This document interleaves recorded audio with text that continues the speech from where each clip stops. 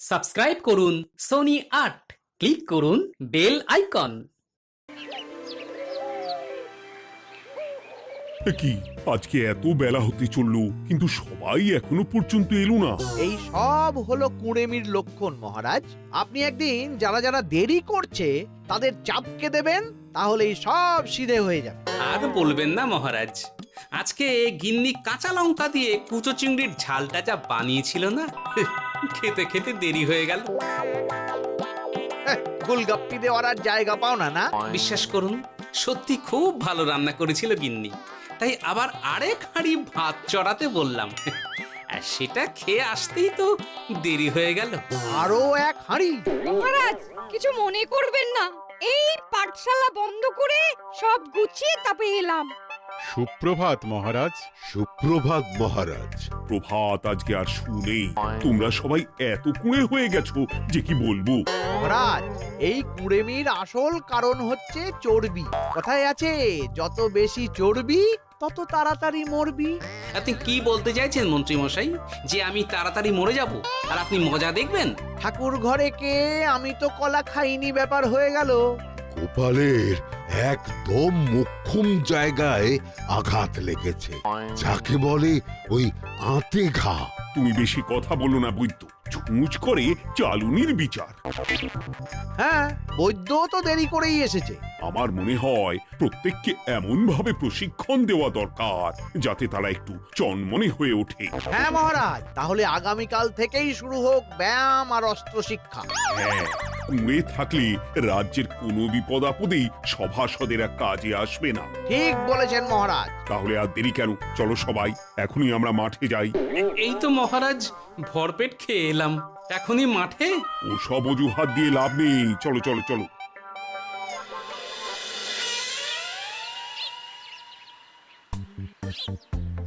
এবার সবাই সারিবদ্ধভাবে দাঁড়িয়ে পড়ো। এ কি, গোপাল কোথায়? মহারাজ, গোপাল আপনার পিছনে দাঁড়িয়ে আছে, চুপি চুপি। এই গোপাল, যাও যাও, মাঠের মাঝখানে গিয়ে দাঁড়াও। এই চাঁদি ফাটা রোদে কেন মহারাজ সুস্থ শরীরকে ব্যস্ত করছেন? এসব বাজে কথা শুনতে চাই না। শুয়ে বসে থেকে শরীরের কি অবস্থা করেছো? শরীরের নাম মহাশয়, যা সবে তাই সয়। তুমি যাবে না, তোমাকে এক্ষুনি বরখাস্ত করবো। কি জ্বালা! যেখানে আমার সব কাজ বুদ্ধি দিয়েই হয়ে যায়, সেখানে গায়ের জোরের কি দরকার? হ্যাঁ, এই গোপাল, আমি 1 থেকে 3 অব্দি গুনবো, তারপরে সবাই এই মাঠের ধার বরাবর 5 বার পাক দিয়ে দৌড়বে। ঠিক আছে মহারাজ, আমি প্রস্তুত। আমি রোগা পটকা আছি, কোনো সমস্যাই হবে না। হয়ে গেল। সবাই প্রস্তুত? 1, 2, 3। কি হলো গোপাল, দৌড়াও দৌড়াও। মহারাজ, এর থেকে বেশি জোরে পারবো না। আই, কে আছো? একটা কঞ্চি দাও। এই সেরেছে। বেশ হয়েছে, বেশ হয়েছে। ব্যাটার এবার চর্বি কমবে। কি হলো গোপাল? হ্যাঁ, হয়ে গেল? হ্যাঁ?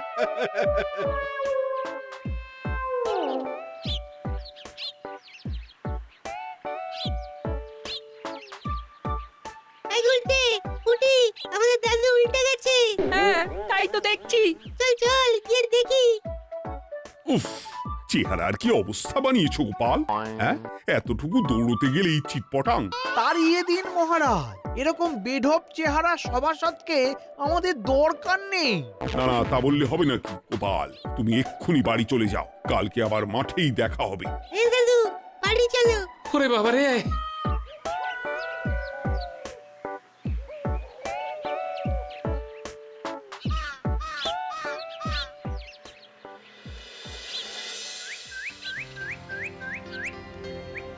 আরে ধুর ছাতার মাথা, তখন থেকে জল খেয়েই চলেছ।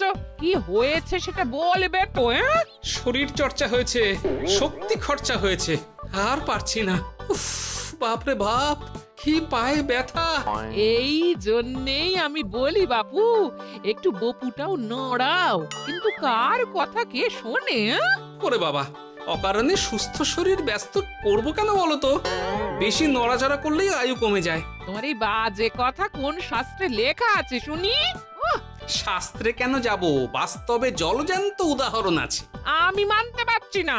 হুম, মানতে পারছি না বললে তো হবে না, তোমাকে মানতেই হবে। বেশ, প্রমাণ করো। আমি যদি তোমাকে প্রমাণ করে দিতে পারি, তাহলে আজ থেকে বাড়ির বাজার দোকান করার দায়িত্বটাও তোমাকেই নিতে হবে। দিদা তুমি তো ফেঁসে যাবে, দাদুর সঙ্গে বাজি লড়বে না। এই বাদ দে তো, তোর দাদু আগে প্রমাণ করুক যে বেশি নড়াচড়া করলে বয়স কমে। হ্যাঁ তাহলে বাজি? হ্যাঁ বাজি। আচ্ছা ঠিক আছে, বেশ। তুমি তুমি একটা পশুর নাম বলো তো, যারা খুব তাড়াতাড়ি দৌড়য়। ঘোড়া, হরিণ, চিতাবাঘ আরো আছে। আচ্ছা, এবার সবচেয়ে আস্তে আস্তে কোন পশু চলে এরকম একটা পশুর উদাহরণ দাও। কেন কচ্ছপ? এই তো পেয়ে গেছে উত্তর। এবার তুমি বলো তো, কচ্ছপ কত বছর বাঁচে, আর ঘোড়া, হরিণ, চিতাবাঘ এরা কত বছর বাঁচে? চিতাবাঘ, ঘোড়া কেউই 30 বছরের বেশি বাঁচে না, কিন্তু কচ্ছপ 300 বছরও বেঁচে থাকে। হেরেছে, হেরেছে, আমার বউ হেরেছে। উফ, জীবনের কত বড় চাপ নেমে গেল। হ্যাঁ, এই তুমি আমাকে এভাবে হারালে? তখনই বললাম দাদুর সঙ্গে বাজি লড়তে যেও না। নাও এবার খেলা সামলাও।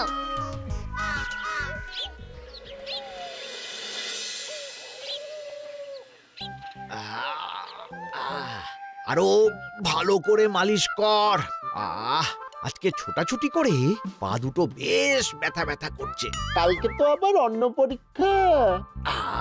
আরে আমার হালকা চেহারা আছে, সব সামলে নেব।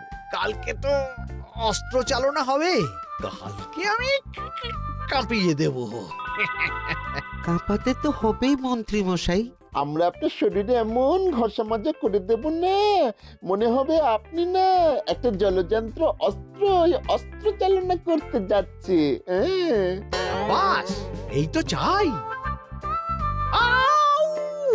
বাবারি, আস্তে আস্তে। আরে বাবা, আপনার তো ইস্পাতের শরীর, ভাঙবে তবু মচকাবে না। চিন্তা করছেন কেন? ভয় পাবেন না, ভয়কে জয় করতে হবে। আরে আরে আরে, তোরা আমার কথাটার সাথে করছিসটা কি? মানুষটা মরে যাবে তো। চিন্তা করো না গিন্নি। বাবা, ওরা বলেছে আমার ইস্পাতের শরীর, ভাঙবে তবু মচকাবে না। একবার এই বুড়ো বয়সে হাত পা ভাঙলে কি সামলাবে শুনি? মন্ত্রী মশাই, আমাদের বকশিসটা দিয়ে দিন, আমরা কেটে পড়ি। বাবারে বাবা, দিচ্ছি। এনে এত খাটানোর পরে এতেই এখন খুশি থাক। হ্যাঁ,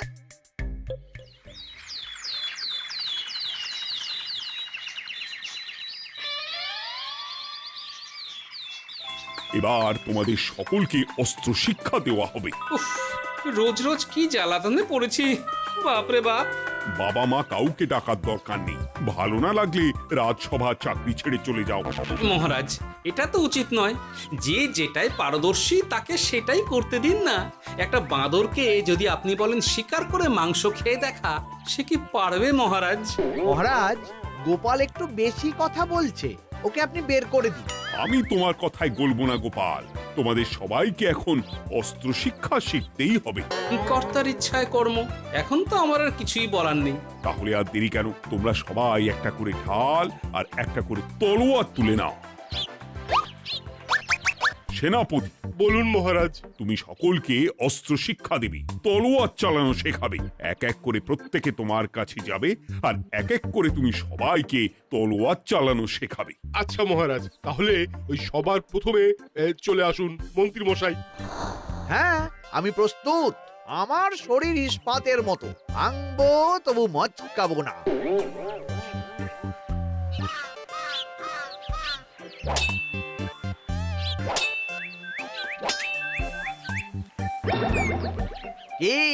কেমন দিলাম?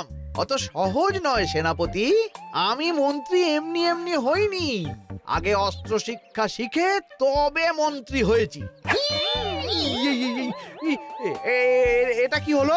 হ্যাঁ, আপনি অস্ত্র শিক্ষায় পারদর্শী, কিন্তু আরো বিচক্ষণ হতে হবে। কারণ আজকে এই পাগড়ির জায়গায় আমি যদি তলোয়ার আপনার গলার দিকে চালাতাম, তাহলে কিন্তু আপনার এই ভবলীলা এখানেই সাঙ্গ হয়ে যেত। ঠিক আছে ঠিক আছে, মনে রাখবো। এবার বাকিদের তো ডাকো। হ্যাঁ, এরপরে তলোয়ার চালানো শিখতে আসবে গোপাল। গোপাল দাদু, গোপাল দাদু। বাবা বাবা বাবা, গোপাল তুমি আবার দলবল নিয়ে এসেছো। দেখি তোমার কত দম। গোপাল, তুমি প্রস্তুত হও। হ্যাঁ হ্যাঁ, আমি প্রস্তুত। ওরে বাবারে, এ তো ভয়ানক চাপের কাজ। আমাকে বেশ বেগ পেতে হচ্ছে। সামলাও গোপাল।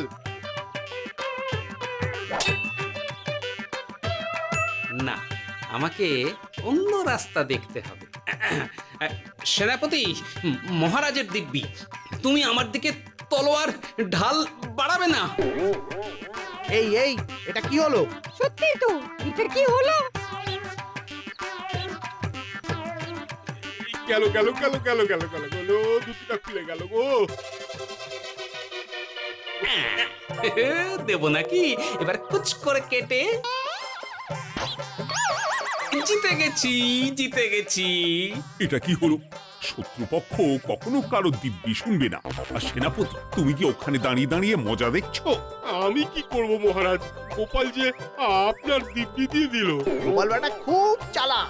তাহলে এখন উপায়? ওসব গোপাল তোমাকে বোকা বানাবার জন্য করেছে। তুমি ধুতি ঠিক করে আবার লড়াই চালিয়ে যাও। যথাজ্ঞা মহারাজ।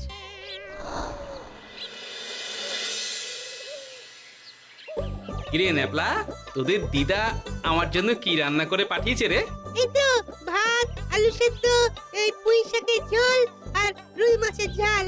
আর তোদের যে তোষক, বিছানার চাদর আনতে বলেছিলাম, এনেছিস তো? ওই তো দাদু, পুটি উল্টে আর বাকিরা সবাই ধরাধরি করে নিয়ে আসছে। ব্যাস, তাহলে তার কোনো চিন্তা নেই। খেয়ে একটা জব্বর ঘুম দেব, কারণ এখানে যা রঙ্গ দেখছি তাতে বিকেল হয়ে যাবে। তলোয়ার শিক্ষা আজকের মতন এইটুকুই থাক। এবার শুরু হবে বল্লম শিক্ষা। সবাই আবার আগের মতন সারিবদ্ধভাবে দাঁড়িয়ে পড়ো। আহ, তোদের দিদা পুঁই শাকটা কিন্তু বেশ জব্বর বানিয়েছে। তোদের দিদার হাতের রান্নার কোনো তুলনাই নেই। আহা, কি স্বাদ! এ কি, গোপাল আবার কোথায় গেল? এই তো মহারাজ, আমি এখানে ওই পুঁইয়ের ঝোল আর রুইয়ের ছাল দিয়ে ভাত খাচ্ছি। এসব কি মাঠের মধ্যে খাওয়া?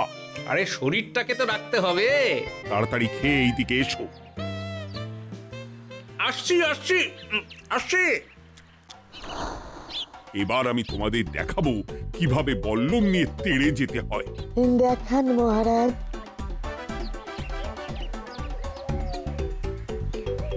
এ তো খুবই সোজা মহারাজ। ঠিক আছে, তাহলে বল্লম নিয়ে তেড়ে যাও দেখি। দিন, আপনার হাতের বল্লমটাই দিন।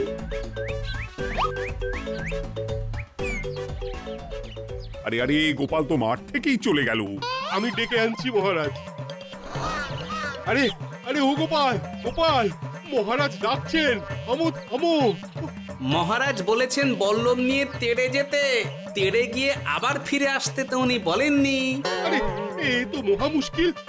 উনি এক্ষুনি তোমাকে মাঠে ফিরতে বললেন। সেটা আপনাকে বলতে পারে সেনাপতি, আমাকে তো বলেনি। আমি চললাম।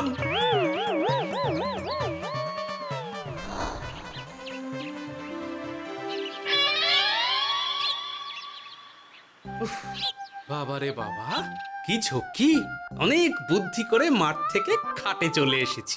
আমি আর উঠছি না।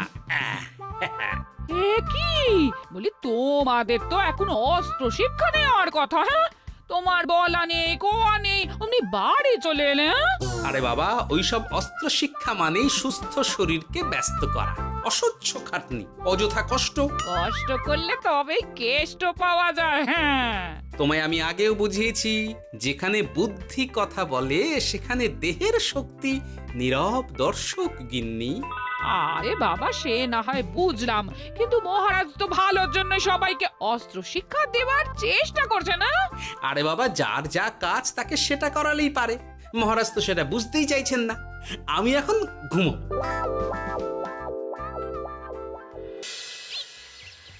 দরজা খোলো গোপাল, দরজা খোলো। গোপাল, গোপাল দরজা খোলো বলছি। ব্যাস হয়ে গেল। একটু শান্তিতে ঘুমাবো তার জো নেই। দরজা খোলো গোপাল। বলুন মহারাজ। তুমি কি পেয়েছোটা কি গোপাল? রাজসভায় দেরি করে আসবে, তারপর অস্ত্র শিক্ষার সময় ফাঁকিবাজি দেবে, এভাবে তো আর তোমাকে মনে হচ্ছে রাজসভায় রাখা যাবে না। মহারাজ, গোপাল তো মুখের কথার লোক নয়, ওকে তাড়িয়ে দিই। কেন মহারাজ? আমি কি এমন মহাপাপ করেছি যে আমাকে তাড়িয়ে দেবেন? এই যে আমার কথা শুনছো না, এটাই তোমার অপরাধ। অপরাধ নেবেন না মহারাজ। পণ্ডিতের দায়িত্ব পুজো করা, সভাকবির দায়িত্ব কবিতা বলা, সাহিত্য চর্চা করা, আর আমার দায়িত্ব হাসি মজা করে আপনার মন ভালো রাখা। কিন্তু আপনি আমাকে জোর করে যুদ্ধের ময়দানে ঠেলে দিতে চাইছেন। এটা আমার ইচ্ছে। আমিও তো মহারাজ ইচ্ছে করলেই অনেক কিছু করতে পারি। চোখ বন্ধ করে লক্ষ্য ভেদ করতে পারি, শুধু বুদ্ধি দিয়ে। আরে বাহ, এত বড় কথা! তাহলে মহারাজ, ওকে বলুন পরীক্ষা দিতে। কি পরীক্ষা? আমি একটা ঘরে বর্ম পরে দাঁড়িয়ে থাকবো। তোমার হাতে অস্ত্রও দেব, আমার মাথায় একটা আপেল থাকতে হবে, আর তুমি কিভাবে আমার মাথা থেকে ওই আপেল ফেলতে পারো দেখব। এ তো খুবই সোজা। কি গোপাল, তাহলে লড়বে নাকি বাজি? হ্যাঁ, লড়তে রাজি আছি। তাহলে আজ রাতেই হয়ে যাক পরীক্ষা। যদি এই পরীক্ষায় উতরে গেলে তো ভালো, নইলে তোমার চাকরিটা গেল। গোপাল, তুমি পারবে তো? সে দেখাই যাবে। আজ রাতে তাহলে রাজবাড়িতে দেখা হচ্ছে। যদি আমি এই পরীক্ষায় বিফল হই, তাহলে আমার চাকরি আপনি কেড়ে নেবেন, আর যদি সফল হই তাহলে মন্ত্রী মশাইকে শাস্তি দেবেন। আমি নিজে সারা কৃষ্ণনগরে নাক্ষত দেব। বেশ, দেখা যাক।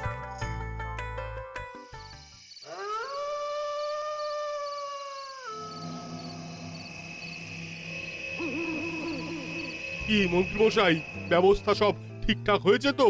হ্যাঁ, এবার শুধু গোপালের পরীক্ষার পালা। আমি তাহলে বাইরে গেলাম, গোপালকে পাঠিয়ে দিচ্ছি।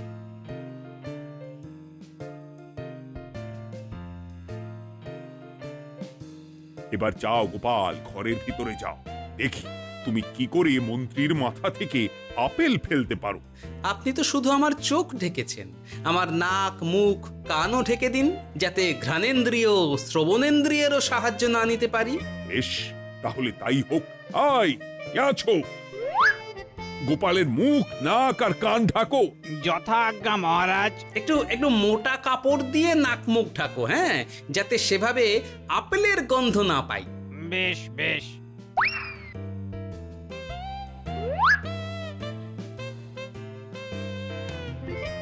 যাও গোপাল। গোপাল, এবার তোমার চাকরি গেল। এবার তুমি কি করবে? কি করবে? দৌড় ঝাঁপে ফাঁকিবাজি? হ্যাঁ?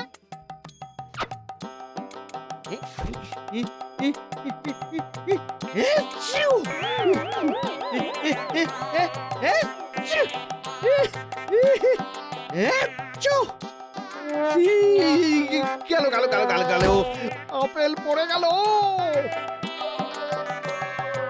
আপেল পড়ে গেল? মহারাজ, এর মধ্যেই গোপাল আপেল ফেলে দিয়েছে।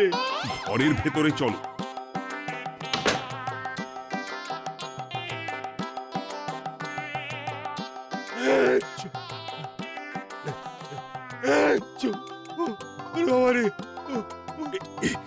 কি ওরে বাবারে বাবা, কি ঝাঁজ! ওরে বাবারে বাবা। কি মহারাজ, দেখলেন তো গোপালের চমক? অস্ত্র ছাড়াই আপেল ফেলে দিলাম।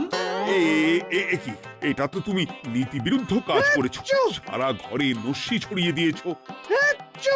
মহারাজ, হাঁটতে গিয়ে আপেল পড়ে গেছে। এবার সারা কৃষ্ণনগরে নাক্ষত দিতে হবে। সত্যি সত্যি গোপাল, বুদ্ধি তো তোমার জুড়ি মেলা আভার।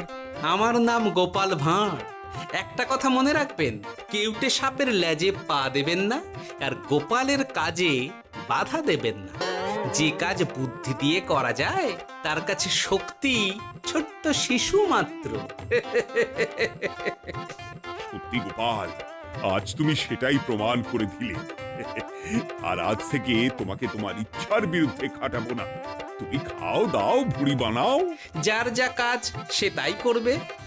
যেমন এখন মন্ত্রী মশাই নাক্ষত দেবেন। হ্যাঁ, ভুল করে বাজি ধরে ফেলেছি, এখন নিজেই চাপে পড়ে গেলাম। তাহলে আর দেরি কেন? নাক্ষত এখন থেকেই শুরু হোক। কৃষ্ণনগরের রাস্তা শেষ হতে হতে সকাল হয়ে যাবে।